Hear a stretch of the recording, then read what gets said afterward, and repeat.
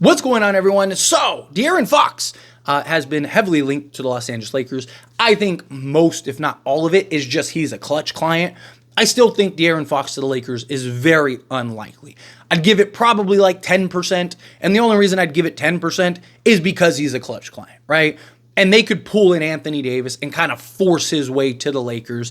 He has a lot of power, a lot of leverage, because he only has one more year left, right? So if he really wanted to kind of push his way, he's also everything LeBron James has been searching for the last few years with like Schroeder and Westbrook and all these guys. The guy that can take over the on-ball duties, all-star caliber, all-star level point guard. Him and Anthony Davis would be literally a dynamic duo. They probably have the best big three in the league. He's still cheap enough right now as far as trade-wise goes to where you could still go make other moves, right? You could still go get that Day'Ron Sharpe, a Dorian Finney-Smith. You depending on, because you're probably going to have to give up all your picks and pick swaps, but if you can, save a pick swap or something, maybe you can even go get like, Kuz or something like that. I don't know. Point is you'll be fine. Even if you get Fox now and you have to wait till next offseason, LeBron can take a discount and everything like that to really kind of like go push for a championship, then fine, so be it, because you got your all-star caliber guard for the next 5+ years alongside Anthony Davis. The big question is what happens when LeBron retires? Who's that guy next to AD? Well, now you'd have that guy next to AD, and they'd be one of the better duos in the league, in my opinion, right? And there are still kind of questions about Anthony Davis kind of being your 1A guy.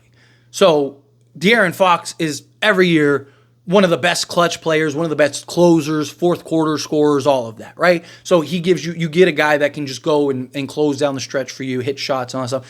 Good luck beating the Lakers is my point with him, LeBron James, Anthony Davis, JJ Redick and his offensive schemes and stuff like that.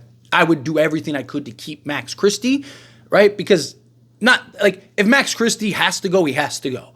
But the reason I'd keep Max Christie over like a Dalton Connect and an Austin Reeves is just the 3-and-D ability of Max Christie alongside De'Aaron Fox. I just think it's just a big ceiling raiser. Austin Reeves, you're going to have to trade to go get De'Aaron Fox. If you can keep him, great, keep him. Because I do think De'Aaron Fox and Austin Reeves would make sense because De'Aaron Fox gives you that point of attack, gives you that defense, gives you that athleticism at the guard position, so you have that pairing. I just don't think it's realistic to keep Austin Reeves and go get De'Aaron Fox, even if he forces his way to the Lakers. Anthony Davis forced his way to the Lakers, and we still had to sell the farm to go get Anthony Davis. So just things to keep in mind. But again, if you can get De'Aaron Fox, you go get De'Aaron Fox. However, I don't think it is likely at all. It's not something I would count on by any stretch. If it happens, great. I don't think we should be shocked if it happens, but I think we should be a bit surprised, right? I think there's definitely some like, oh, wow, okay, type thing to it. But here's the thing. My fear is, because you have all this noise and all this buzz about De'Aaron Fox and the Lakers, that the Lakers do what they always do, such as with Kawhi, and just wait and just say, okay, we were going to make these trades, but why? Because we can maybe get De'Aaron Fox. No. That's my biggest fear right now is that the Lakers don't go make the trades because they want to wait and see what happens with De'Aaron Fox, and now they miss out on a bunch of things. Like I said, you can still get De'Aaron Fox because you're not going to trade Austin Reeves to go get any of these other pieces. Go get all those other pieces because even if you get those other pieces, they still make sense alongside De'Aaron Fox. You go get, a Malcolm Brogdon, Dorian Finney-Smith, and a Day'Ron Sharpe, right?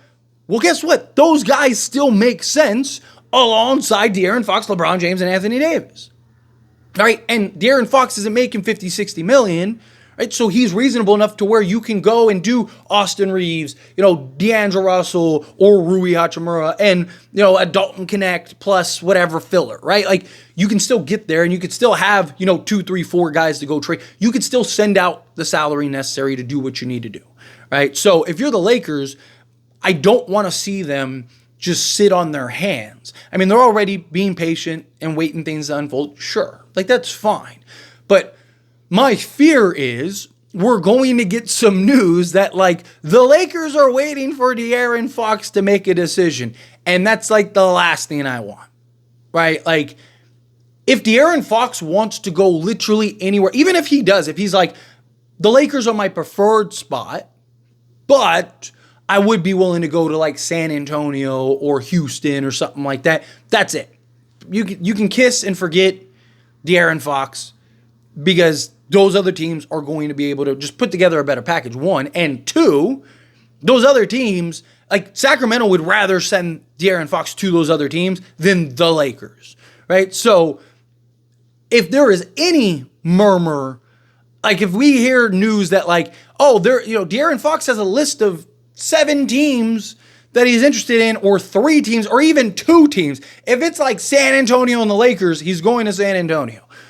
Right? Like if you hear any other name on the list, which in all honesty, if I remove my Laker bias, I actually think San Antonio is probably the best place for him. Wemby, again, kind of gives you the same, if not better defense, right? Like you can make a genuine argument Wemby is the best defensive player in the league, right? I just think him and Wemby, also they have the assets, money, and everything to immediately build a contender at that point, because at that point you're pushing all your chips in. So they have the salaries, they have the draft picks, they have like everything. They have multiple picks in this draft coming up with Atlanta's pick and stuff like that. So they could easily go trade for De'Aaron Fox and then still go make other moves, still go make other plays to try to win now and go make a real push now. So if the Spurs can land a De'Aaron Fox, or if he's interested in any capacity of going to the Spurs, 1, I think it makes the most sense for him. 2, I think that that's the place you go. But if the Lakers can get him, you do it, right? Whatever you have to do to get him, whatever you have to give up to get him, you get him.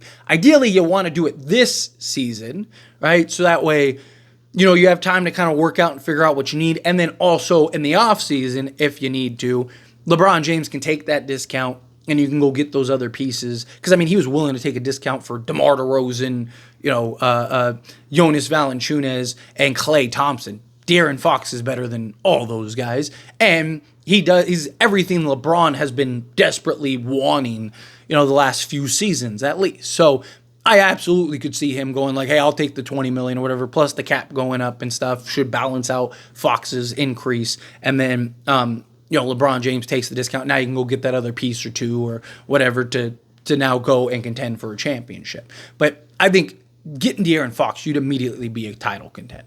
Right? Because Fox, LeBron, and AD, would there be a little bit of a learning curve? Would there be kind of a little, are there concerns about LeBron and Fox kind of working together? Sure.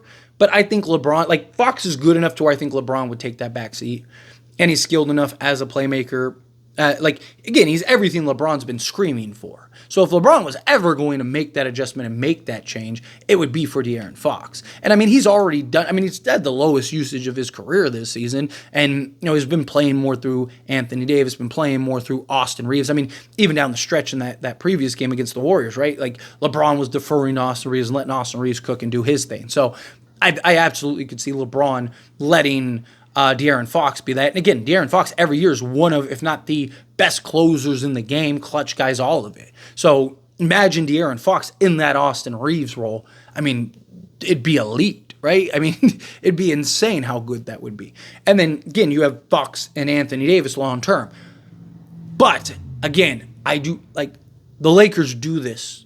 They've done it a million times, right? Where they wait around for that star, and then he doesn't come, and then it's like, oh no, now what?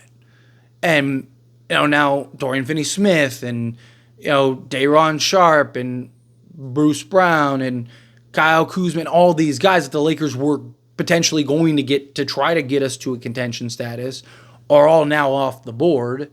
And the Lakers don't get De'Aaron Fox and he goes to like a San Antonio or something like that, or he rides out this season with the Kings. Well, then now you just wasted a season.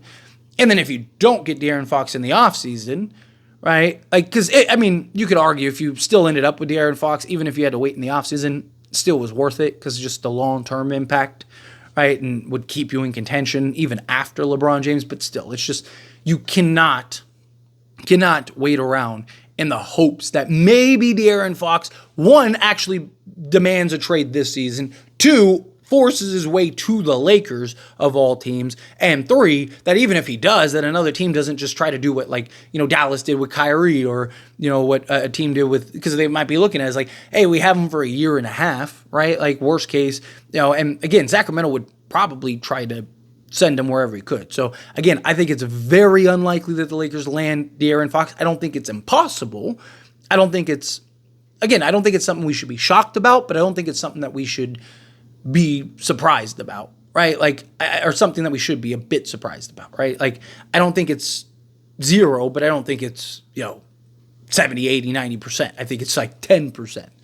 So it's going to be interesting to see how this all plays out, how this all works. But anyway, as always, this is a discussion, and I pass a question on to you. Let me know your thoughts and opinions down in the comments below. What do you think? How do you feel? What are your thoughts? Do you agree with me? Do you think, like, yes, if you can get De'Aaron Fox, go get De'Aaron Fox, but do not wait for De'Aaron Fox. Like I said, you can still make a lot of these moves, right, and upgrade the roster while still going and getting De'Aaron Fox, right? Like, really, you're just going to need Austin Reeves, Dalton Connect, and your first. Those are going to be the things that a team like the Sacramento Kings are going to want for De'Aaron Fox. So if you can make moves and stuff, like, which a lot of these guys shouldn't really cost a first. So if you can make these moves and get these pieces and still save your firsts and your pick swaps, right? Give up seconds, whatever, and then, the salaries and stuff like that, however you configure it. As long as you save Austin Reeves, Dalton Connect, and maybe even Max Christie, you'll be able to go get De'Aaron Fox. If, again, he forces his way to the Lakers. But again, I feel whatever your thoughts are.